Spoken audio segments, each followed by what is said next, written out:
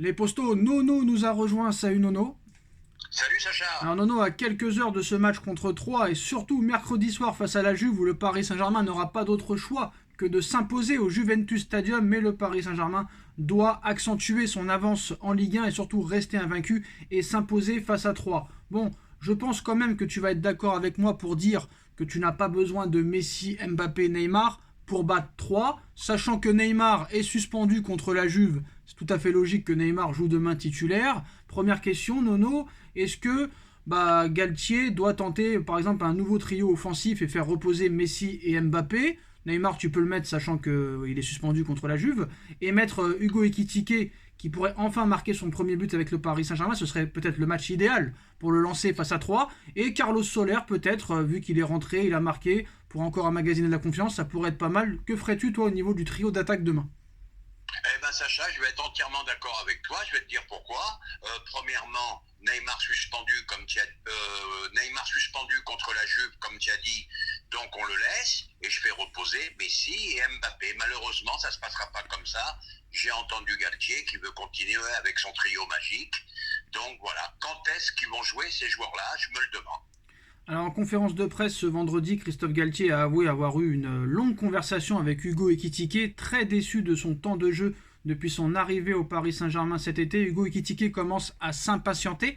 Prêté avec option d'achat obligatoire par le Stade de Reims au Paris Saint-Germain cet été, le jeune buteur de 20 ans a connu sa première titularisation sous ses nouvelles couleurs à l'occasion de la réception de l'OGC Nice où il n'a disputé que 58 minutes sans briller. On se rappelle, 2-1, victoire du Paris Saint-Germain il y a quelques semaines. À part cela, l'ex-rémois se contente uniquement de petites entrées en jeu pour un très faible total de seulement 167 minutes jouées. Une terrible désillusion pour le jeune Français, désireux de rapidement marquer son premier but sous les couleurs du Paris Saint-Germain, mais avec la terrible concurrence du trio Mbappé, Messi, Neymar, impossible pour lui de s'installer durablement dans le 11 de départ de Christophe Galtier.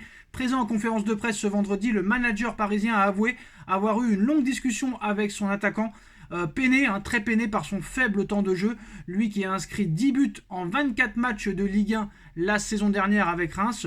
Hugo n'est pas satisfait de son peu de temps de jeu évidemment. J'ai eu une conversation avec lui la semaine dernière, mais même si j'ai eu une part de responsabilité, lui aussi en a une. Même s'il est arrivé très tard dans notre préparation, cela demande beaucoup de résilience, d'investissement, d'être en concurrence avec ce trio-là.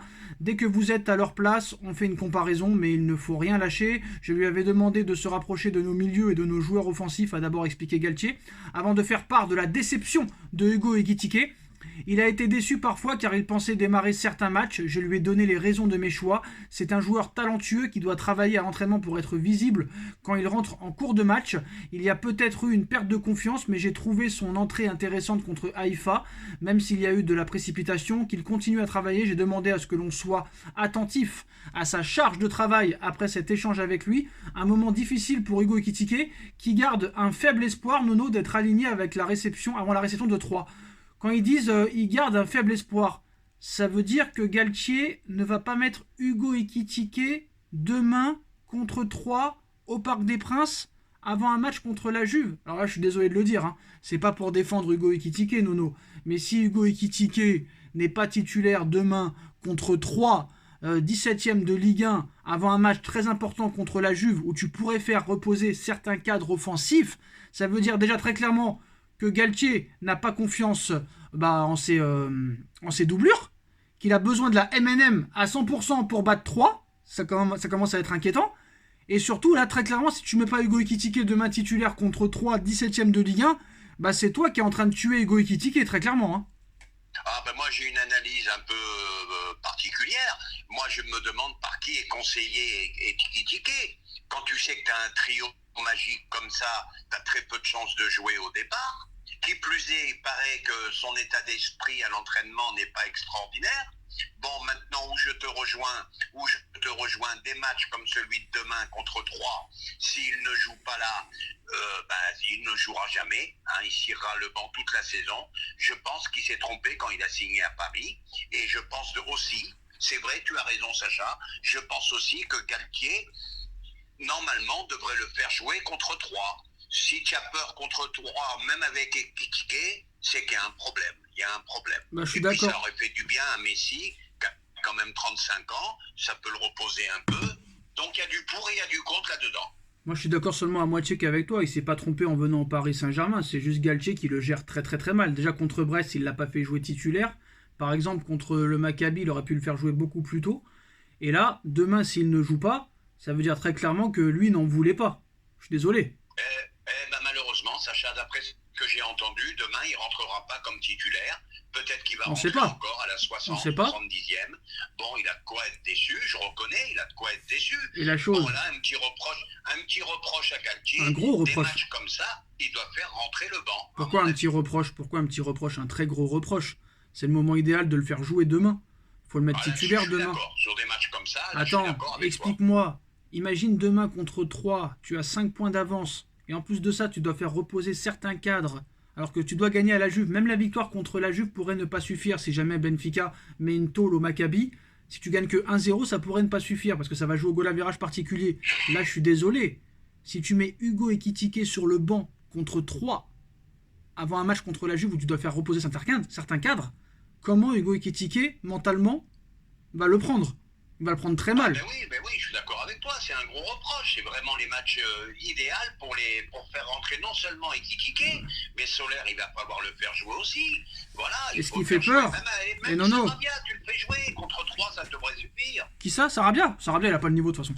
Mais Nono, ce qui est aussi inquiétant, c'est que le mec, dans sa tête, dans son esprit, se dit j'ai besoin de la MNM pour battre 3 en fait.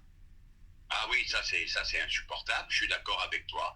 Bon, ben il paraît, d'après ce que j'ai entendu aujourd'hui, il veut pas casser l'entente qu'il y a entre les trois depuis quelques matchs. Bon, ben écoute, Ah ouais il y a Bah quoi Neymar la vraiment semaine dans dernière, son analyse. Neymar la semaine dernière contre Ajaccio n'était pas là, ils en ont mis 3 sans lui, donc je vois pas le problème. Hein. Et puis contre Ajaccio, contre On est Ajaccio, d'accord là-dessus. contre Ajaccio, Ekitike pas titulaire. Contre Brest, Ekitike pas titulaire. Et maintenant contre 3, pas titulaire. Alors soit le mec ne fout rien à l'entraînement et c'est pour ça que Galtier le met pas, ou soit Galtier le déteste et ne veut pas le mettre, parce que là il y a un problème. Ah bah c'est l'un ou l'autre, je suis d'accord avec toi. Mais je pense que si ça continue comme ça, je pense qu'il va lâcher le joueur. Je pense qu'il va lâcher parce que c'est insupportable malgré tout dans des matchs comme ça de ne pas rentrer. Alors Nono, en voyant l'insistance du Paris Saint-Germain envers Hendrick, le petit phénomène, le crack du Brésil de Palmeiras, bah, le Real Madrid a accéléré et apparemment le Real Madrid serait en pole position, même devant le Barça, pour attirer le Brésilien très clairement dans les prochains mois là. Est-ce que maintenant tous les cracks brésiliens vont jouer au Barça et au Real malgré que quelques clubs se fassent éliminer en huitième de finale de Ligue des Champions? Tous les cracks sont promis au Real et au Barça et pas aux autres quoi. Ah bah rappelle-toi Sacha, on a fait une vidéo là-dessus, je sais pas si tu t'en rappelles, et j'avais dit qu'il fallait foncer. Et ben qu'est-ce qu'on attend? Ben mets 5 millions de plus, mets 10 millions d'euros de plus. Si c'est un crack, tu le prends. Et ben je vais être un peu vulgaire là, on va encore se faire niquer par le Real. Voilà ce qui va se passer. Oui mais si le joueur veut pas venir, comment tu fais? Mais c'est pas une question que le joueur veut pas venir. Là, d'après ce que j'ai lu aujourd'hui, le PSG en a proposé 20 et le Real va faire une proposition à 45. Bon, à 45 à 16 ans, c'est quand même risqué. Mais pourquoi pas? Bon, bah, ce serait intéressant quand même d'aller dessus, hein, parce que après le problème c'est que peut-être que lui a des bons conseillers, hein, il voit que les jeunes joueurs au PSG ne jouent pas, pourquoi lui jouerait? Quand tu vois Xavi Simons là, Paris est en train de regretter le choix de Xavi Simons, parce qu'apparemment dans cette clause de 12 millions d'euros, Nono, il faut que Xavi Simons accepte de revenir. Et là, très clairement, je pense pas que le gars va vouloir revenir au Paris Saint-Germain, hein, très clairement. Là encore, c'est un truc bon, qu'il faudra m'expliquer, mais c'est là que tu vois que le Real est malgré tout un très grand club. Ils ont fait visiter les installations aux parents d'Hendrix et tout. Qu'est-ce qu'attend le PSG pour faire pareil? Non, mais je parle de Simons. Là, je parle de Simons qui fait un début de saison. Non, mais je te parle des deux en même temps. Non, mais moi je te parle de Simons, je suis passé à autre chose. Simons c'est un ancien parisien, Hendrick n'est pas un ancien parisien. Simons a fait une grosse performance hier. En 2 matchs, il a fait la misère au PSV à Arsenal. Alors que le mec, on disait qu'il avançait pas au Paris Saint-Germain. Je suis désolé, ça a été une erreur de le laisser partir. Et là, peut-être que tu vas le racheter 12 millions d'euros. Et c'est même pas sûr parce que lui, il faut qu'il donne son accord pour venir. Et ça, c'est pas gagné. Ouais, encore une histoire Et tu crois que le mec va revenir pour revenir sur le banc alors qu'il est en train de faire une saison de folie avec le PSV Eindhoven? Très clairement. À ton avis, est-ce qu'il aurait été titulaire cette année, Simons? Mais il a le niveau, par exemple, il avait le niveau pour jouer déjà en Ligue 1, très clairement. Et là, je suis désolé, quand tu mets des buts comme ça, comme il a mis hier, quand tu dribbles toute une défense d'Arsenal, même si Arsenal c'était pas l'équipe type d'hier, je suis désolé. Le mec a quand même des qualités. Il est déjà à presque 10 buts et 5 passes décisives, toutes compétitions confondues.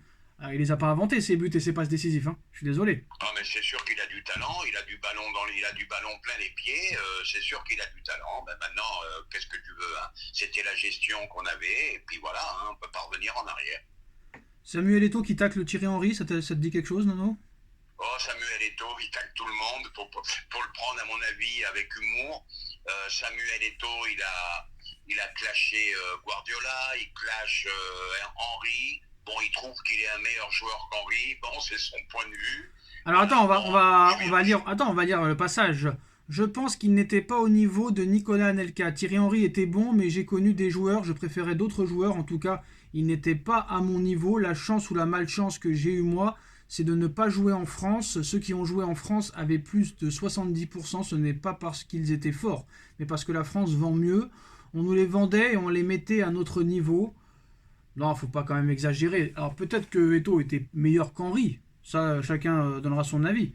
C'est vrai qu'Eto'o a eu une grosse carrière, mais Henry était quand même un joueur exceptionnel. On va pas se mentir, il va un peu loin, le petit Samuel. Ah, Samuel, il est spécial. Hein. Bon, faudrait lui rappeler quand même que Henry, il a été deuxième et troisième du Ballon d'Or et que ça a été un très grand joueur. Voilà. Donc, je vois pas la raison pour laquelle il clash comme ça. Après, de dire qu'il était meilleur qu'Anelka, là, je suis pas du tout d'accord avec lui. Anelka n'était pas meilleur que Henry. Henry était 100 fois meilleur qu'Anelka. Faut pas déconner quand même. Ah bah, on est d'accord là-dessus. Donc voilà. Donc demain le match, Nono, 17h. Donc on espère que le PSG restera invaincu et gagnera ce match. Encore une fois avec la manière, les postos, dites-nous en commentaire ce que vous en pensez. On like, on partage, on commente, on s'abonne et on se retrouve très vite pour une nouvelle vidéo. Merci Nono, merci à tous. Tchuss. Merci Sacha.